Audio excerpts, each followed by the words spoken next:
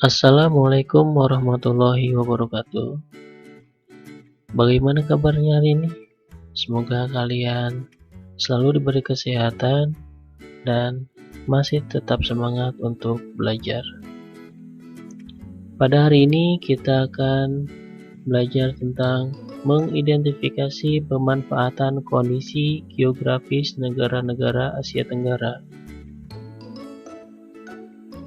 Pada pembelajaran sebelumnya, kita sudah mengenal kondisi geografis negara-negara di Asia Tenggara. Beberapa negara memiliki kondisi geografis yang sama, contohnya Indonesia dengan Thailand. Indonesia dan Thailand memiliki banyak sungai beraliran tenang.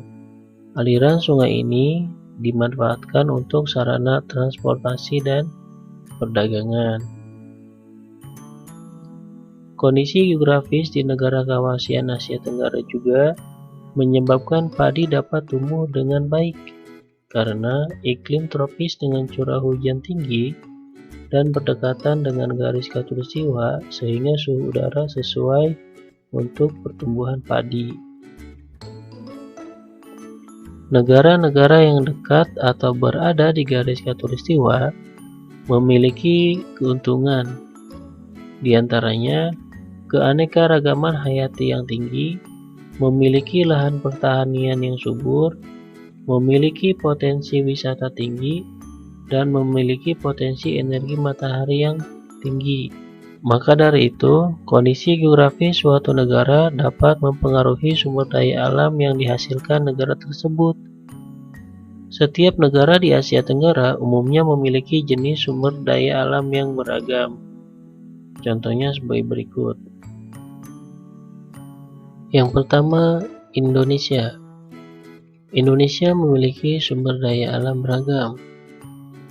Di antaranya, dataran rendah yang luas dimanfaatkan sebagai lahan pertanian dan perkebunan yang menghasilkan sumber daya alam, seperti padi, sayuran, kopi, teh, karet, dan cengkeh.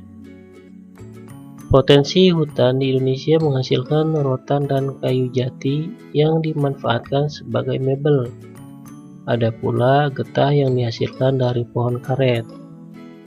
Perairan dimanfaatkan untuk diambil hasil lautnya. Pantai-pantai Indonesia dimanfaatkan sebagai pusat pariwisata.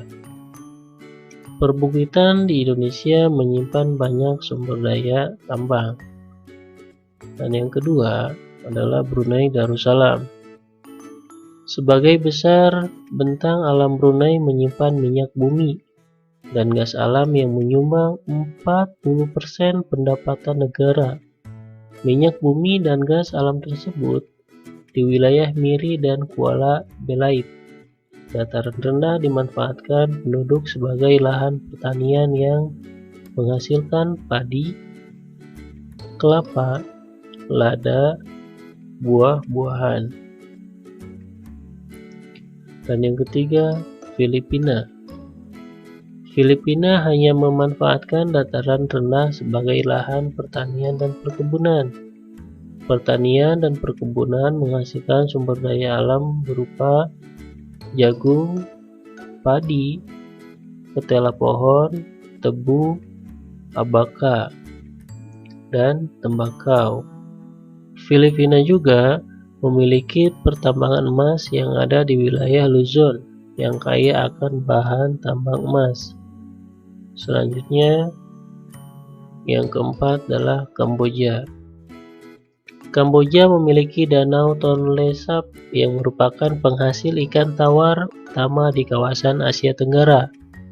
Daerah di sekitar sungai Mekong dan danau Tonle Sap sangat subur, sehingga dimanfaatkan penduduk untuk pertanian padi, umbi-umbian, jagung, dan buncis.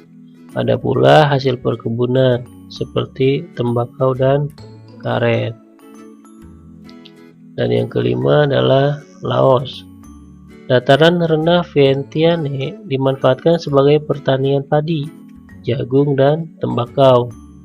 Laos merupakan satu-satunya negara di Asia Tenggara yang tidak memiliki wilayah laut, sehingga sumber perikanan Laos berasal dari sungai.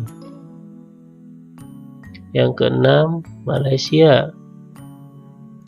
Sebagai kondisi geografis, Malaysia adalah hutan yang luas. Hasil hutan seperti kayu menjadi komoditas ekspor.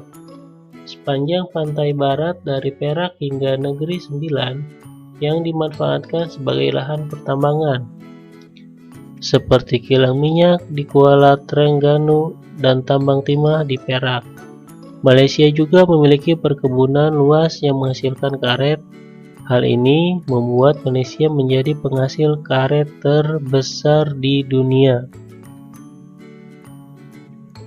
Yang ketujuh, Myanmar. Beberapa wilayah di Myanmar menghasilkan sumber daya alam yang beragam.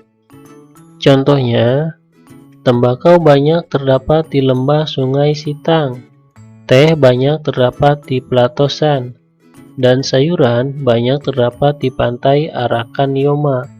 Wilayah Tenasserim dimanfaatkan untuk wilayah pertambangan yang menghasilkan timah. Yang kedelapan, Singapura.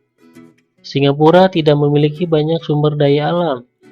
Usaha pertanian dilakukan secara hidroponik, akan tetapi beberapa wilayah dimanfaatkan sebagai lahan peternakan unggas. Yang kesembilan, Thailand. Kondisi geografis Thailand yang subur dimanfaatkan penduduk untuk bertani. Kegiatan pertanian banyak dilakukan di sepanjang sungai Chao Phraya. Hasil pertanian terbesar adalah padi. Bahkan, Thailand dijuluki sebagai lumbung padi utama di Asia Tenggara. Ada pula hasil pertambangan seperti timah, timbal, seng, dan mangan yang banyak dijumpai di semenanjung Thailand, Sungai Mekong, dan Chao Phraya, Selat Malaka, serta Teluk Siam dimanfaatkan penduduk untuk kegiatan penangkapan ikan. Dan yang terakhir, Vietnam. Kota Ho Chi Minh yang berada di dataran rendah menjadi pusat industri utama di Vietnam. Industri yang berkembang di Vietnam antara lain industri pengolahan makanan, penggilingan padi, dan tekstil. Sebagian dataran rendah dimanfaatkan sebagai lahan pertanian yang menghasilkan buah, sayuran, jagung, ubi jalar, dan kopi. Hutan utama di Vietnam menghasilkan kayu jati dan rotan sebagai bahan baku mebel. Mungkin hanya itu saja untuk hari ini. Semoga kalian dapat memahaminya tentang pemanfaatan kondisi geografis di negara-negara Asia. Dan untuk materi selanjutnya akan kita lanjutkan di lain waktu. Dan untuk tugasnya ada di halaman 38 nomor 1, 2, dan 3. Selamat mengerjakan dan wassalamualaikum warahmatullahi wabarakatuh.